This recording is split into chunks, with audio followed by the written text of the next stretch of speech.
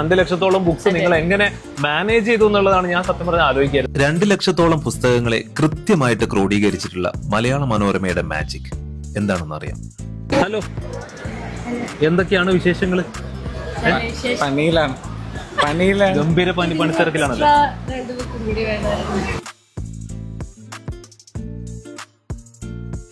ഇതെന്താ പരിപാടി? 2 ബുക്ക് ചോദിക്കുന്ന സമയത്ത് നേരെ മൊബൈൽ സ്കാൻ ചെയ്യുന്നത് എന്താണ്?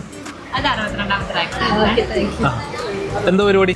ഇത് ഫുള്ളായിട്ട് നമ്മുടെ ഓർത്തോസിന്റെ ഈ ബുക്ക് സ്റ്റോൾ ഫുള്ളായിട്ട് നമ്മൾ ഈ QR കോഡ് വെച്ചിട്ട് ഓർഗനൈസ് ചെയ്ത് വെച്ചിരിക്കുകയാണ്.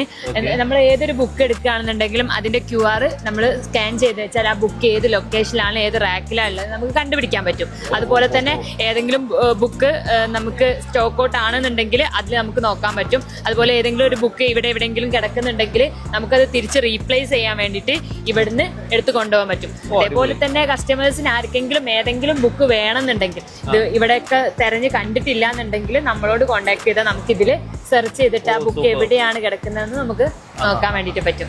ഇതാണ് കേട്ടോ ഞാൻ പറഞ്ഞ ആ ഒരു മാജിക്, മലയാള മനോരമയുടെ MM ട്രേഡ് ഫെയർ ആപ്ലിക്കേഷൻ. ഏതായാലും സംഗതി കൊള്ളാല്ലേ?